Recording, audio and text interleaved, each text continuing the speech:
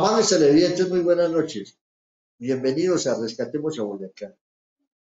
Hoy invitamos a un tujano, a un boyacense muy ilustre, joven, profesional, colega, abogado, defensor de las causas justas, que es lo que nosotros tenemos que hacer en la vida, defender siempre al que lo necesita, defender al que no tiene voz, apoyar al que requiere que las instituciones públicas no lo acaben.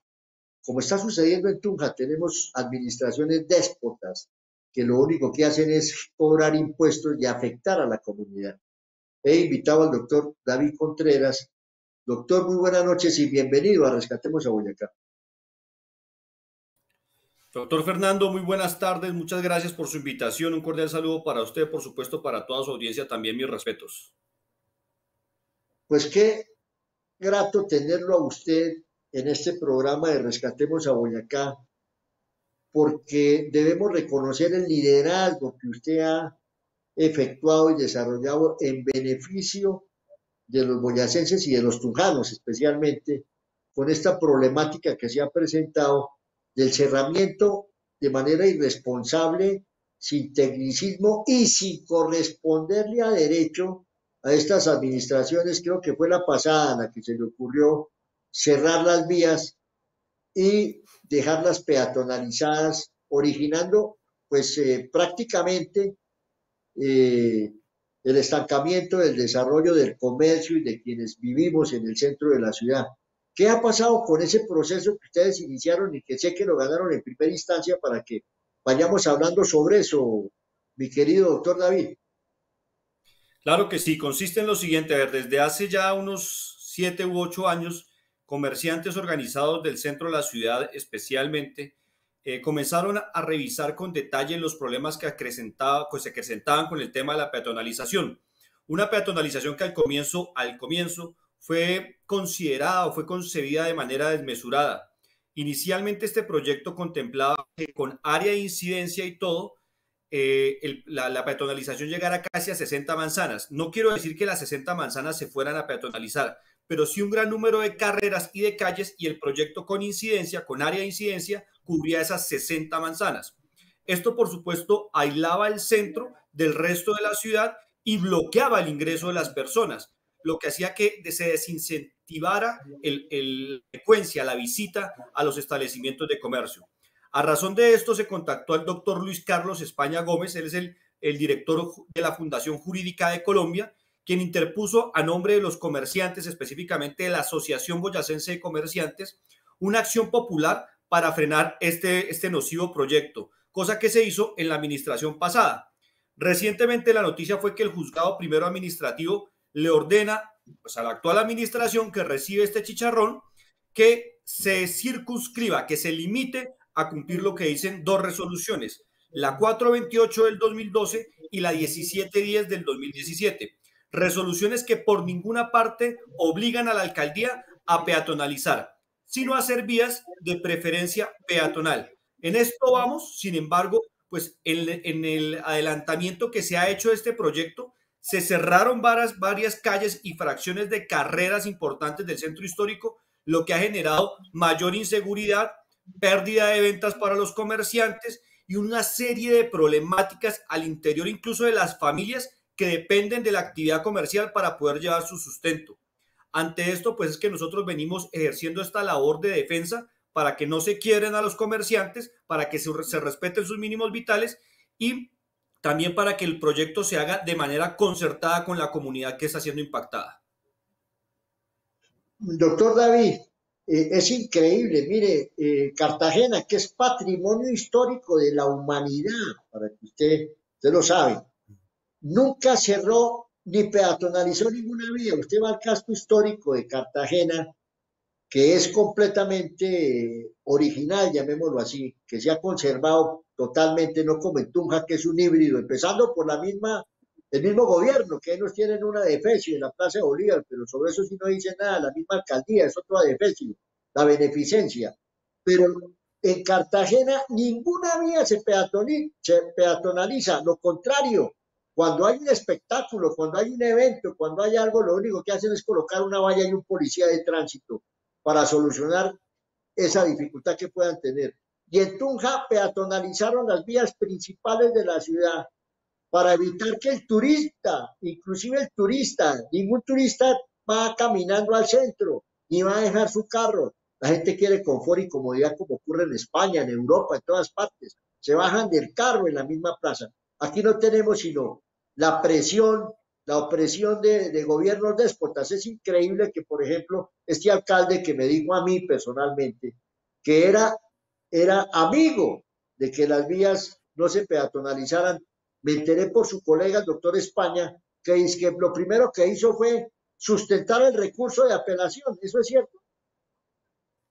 Bueno, sí, son las dos cosas ciertas. En efecto, nosotros hemos escuchado a la administración a través del asesor de planeación, el doctor Ronald Cadena, decir que la intención de la alcaldía no es peatonalizar, sino que una vez se cumplan las intervenciones que están haciendo, los adecuamientos del adoquín, de los andenes, se volverá a abrir a tránsito vehicular. Pero la verdad es que una cosa es la muy buena intención de que se vuelva a abrir a tránsito vehicular y otra cosa está pasando en la realidad. La realidad es que hace más de un año por allí no circulan carros. La realidad es que el espacio público fue invadido nuevamente. La realidad es que hay problemas de microtráfico, de inseguridad, de poca iluminación y que se está generando una zona de miedo en el centro histórico. Zona de miedo que tiende a deprimir esta zona de la ciudad.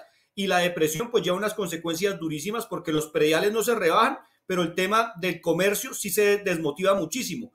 Usted dijo algo muy importante y es que en efecto los ejemplos internacionales, Barcelona, Madrid, México, de cómo se deben hacer las peatonalizaciones son racionales, son medidos, no son desmesurados, ni mucho menos son en desacuerdo con la población. Porque cuando se hacen contrario a esta forma, lo que genera son unos inconvenientes muy grandes. Ahora, entonces, nos han dicho que no se va a peatonalizar, sino que supuestamente se va a abrir a tránsito vehicular, pero lo que uno ve hace años es que está peatonalizado, es que las obras han afectado a los comerciantes, es que las obras han generado un problema de movilidad, es que las obras han dañado los inmuebles, es que estas obras y la demora irresponsable por parte del contratista no ha permitido que incluso se garanticen derechos fundamentales como la vida. Hemos tenido inconvenientes, doctor Fernando, en donde las ambulancias no han podido ingresar, se han visto obstruidas, bloqueadas por estas obras. Imagina la emergencia de personas de la tercera edad que no han podido tener su servicio de salud como consecuencia de la irresponsabilidad, como se viene adelantando la ejecución de parte de las obras por parte del contratista principalmente. Entonces llama la atención que si la administración no quiere peatonalizar y está de acuerdo con el fallo, ¿para qué presenta un recurso de apelación? Si la propuesta nuestra era que nos sentáramos, desistir de los recursos de apelación y en lugar de eso, crear el comité de verificación de cumplimiento del fallo, que también lo ordena la misma sentencia. Y en este comité articular cómo se van a compensar los comerciantes, cuándo se van a abrir las vías, fechas. Es que necesitamos fechas.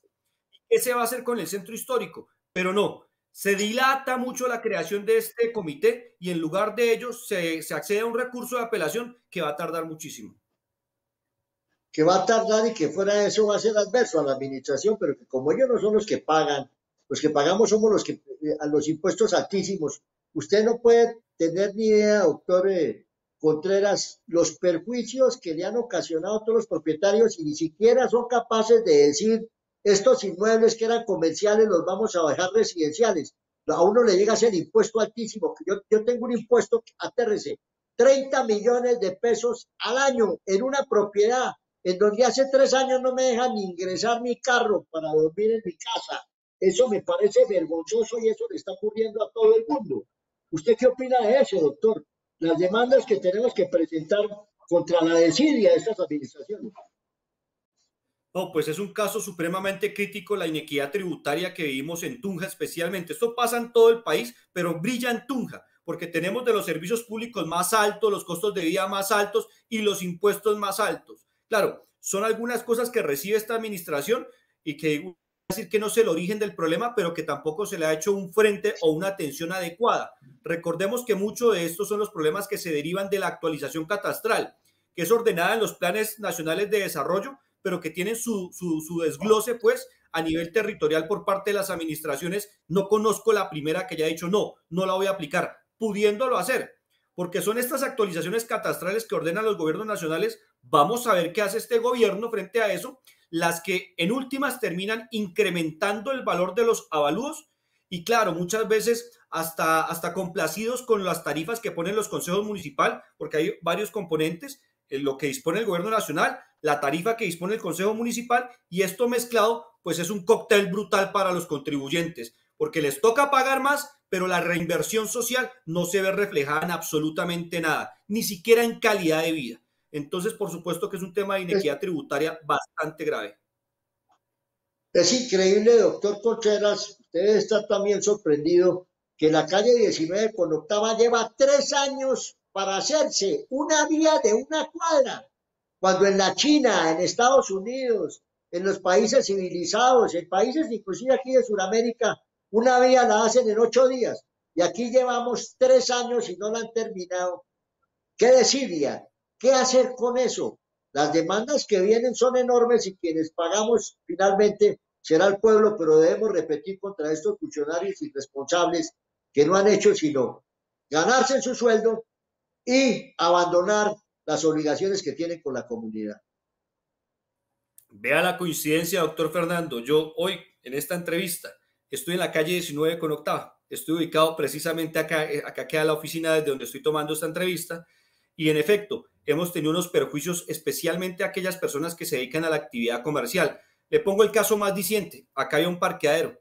Imagínese el pobre dueño de ese parqueadero sin poder ejercer su actividad comercial por cuánto tiempo, como consecuencia de los bloqueos que se generan, de la improvisación en cómo muchas veces se desarrollan las obras. Y toda la 19, la parte que ha sido intervenida, hasta el SENA incluso, está en las mismas condiciones. Pero mire usted la invasión a espacio público.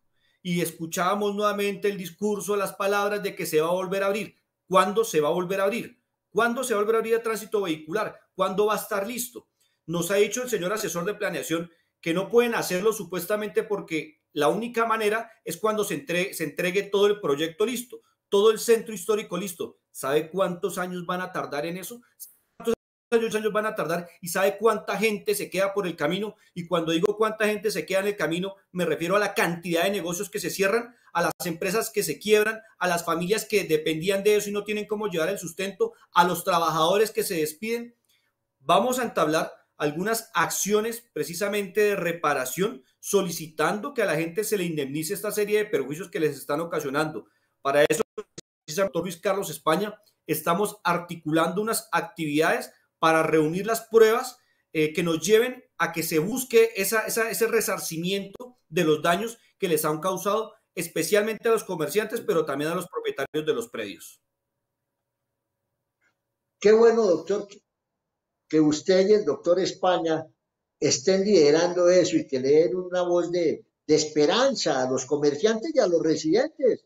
Yo no puedo llegar a mi casa, a mí me da pánico llegar allá de noche, tengo que llegar en taxi y no me puede dejar en mi casa porque no se puede, entonces me deja en la esquina y le digo, señor, por favor, espere que pueda ingresar a mi casa porque me pueden matar, me pueden atracar. Lo que usted dice, eso se volvió, esas calles peatonalizadas se volvió fue un foco delincuencial de microtráfico y demás, y de desaseo y de todo lo que representa una vía que pareciera que estuviera abandonada.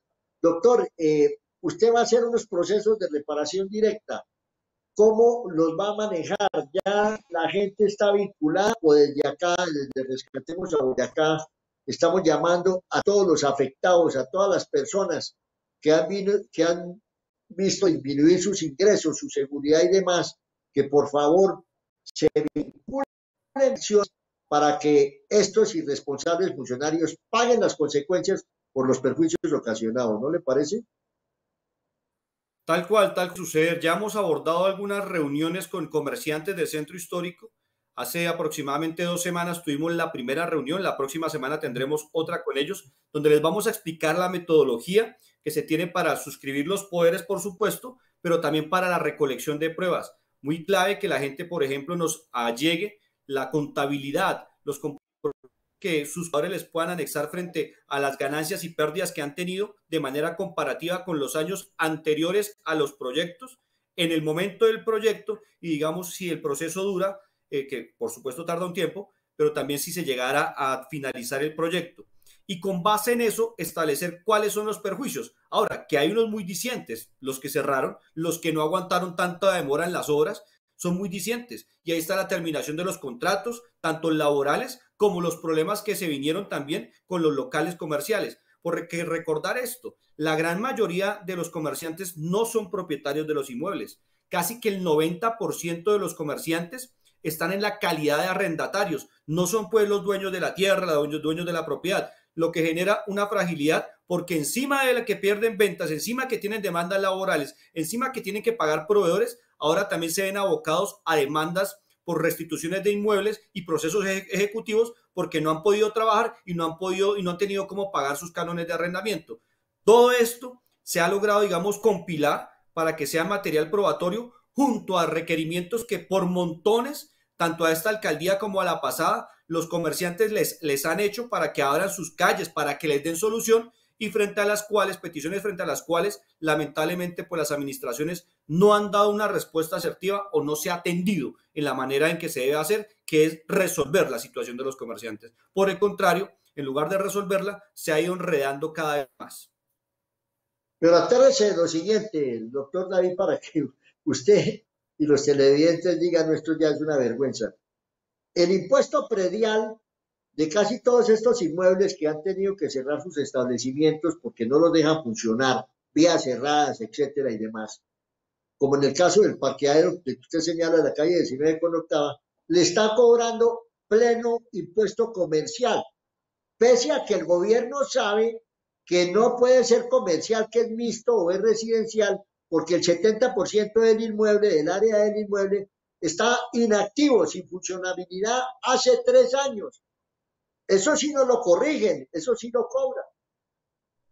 Esa es una prueba fidedigna que eso le debe estar pasando a todo el mundo de la inoperancia y de la ineptitud de estos funcionarios que lo único que llegan es a devengar y no sé a qué más cosas hacen, pero a servir a la comunidad poco y nada, ¿cierto? Sí, tal cual está sucediendo. Lamentablemente se cierran los negocios, a veces se genera una quiebra fuerte de las empresas, pero los impuestos no bajan. Reflejo de esto lo que sucedió mucho en pandemia, ¿no? Estaban los establecimientos cerrados por orden del gobierno nacional, por orden del gobierno departamental y por orden del gobierno municipal. No permitían el ejercicio de la actividad, pero vaya usted y mire las facturas de los servicios públicos. Vaya usted y mire si en el impuesto predial se vio reflejado algún tipo de descuento. Absolutamente nada. Bloquean al comercio, pero sí le están cobrando con una situación adicional. Y es la siguiente, es que además de que en materia tributaria les están diciendo sí, le cobro y le cobro como comercial, o sea, la tarifa más alta, de otra parte les están diciendo no lo dejo funcionar como establecimiento de comercio, pues si no tiene una licencia de construcción.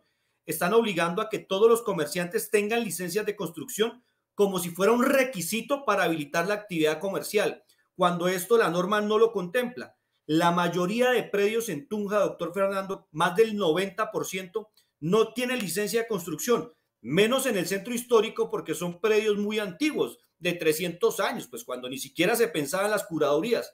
Y hoy, mientras que la administración cobra por un lado el impuesto predial como comercial, los servicios públicos como comercial, está diciéndole al mismo predio que no es comercial y que no le deja ejercer su actividad porque no tiene una licencia de construcción. ¡Qué contradicción tan grande! Para recibir sí, pero para permitir el funcionamiento no. Esto es gravísimo. Esto es gravísimo. Ya, Estamos teniendo unos diálogos perdóneme, termino con esto, la idea.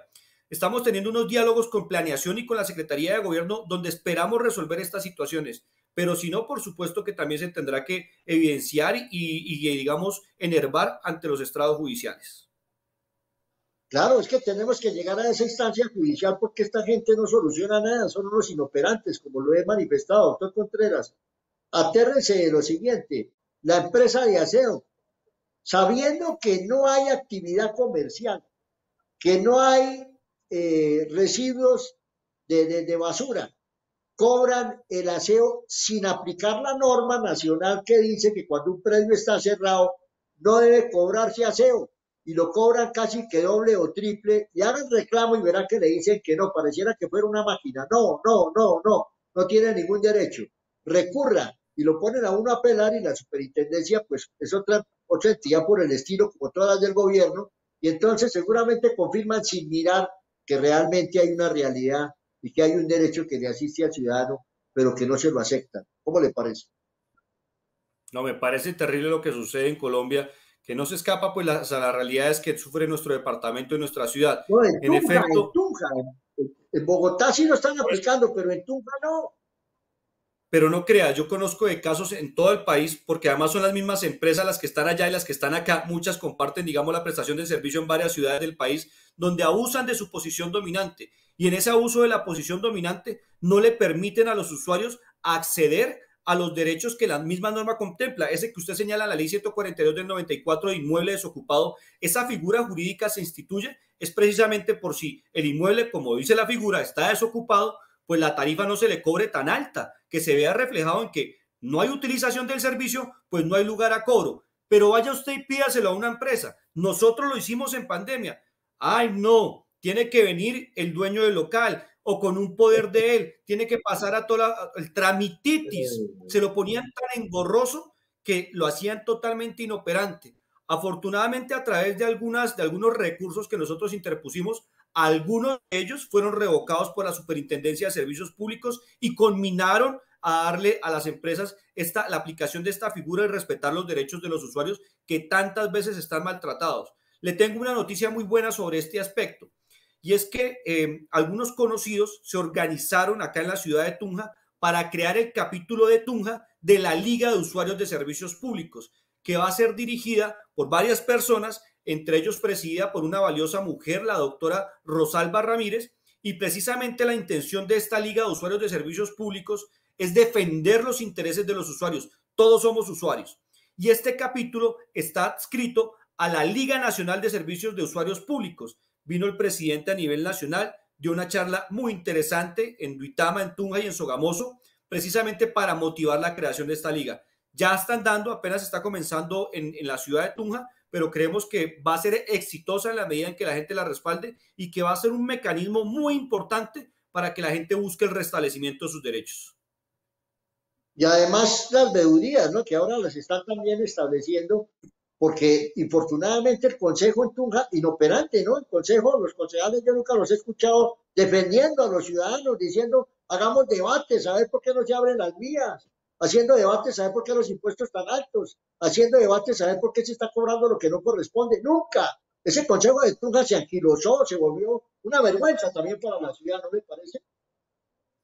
Falta control por parte de la clase política sin duda alguna. Hay temas que son de suma relevancia, que tocan, digamos, lo medular de las necesidades básicas de los tunjanos, como los servicios públicos, como el que usted no puede abrir su empresa por la peatonalización. Y frente a estos temas medulares, el impuesto predial, por supuesto, frente a estos temas medulares, hace falta ese debate político, esa voz fuerte en el Consejo, en la Asamblea, en diferentes escenarios políticos, que no se quede solo en redes sociales, sino que tangiblemente los ciudadanos puedan evidenciar que tienen ahí una representación más allá de la retórica, que de verdad se haga algo, se vote a favor de la gente, que a veces hasta en el discurso se puede coincidir, pero en el voto no. Y esto pues digamos es preocupante y pues yo me imagino que en las próximas elecciones se verá reflejado este tipo de cosas. Muy bien que se toquen algunos temas ambientalistas, animalistas, bueno, cosas que digamos son también muy importantes, pero hay unos temas estructurales de ciudad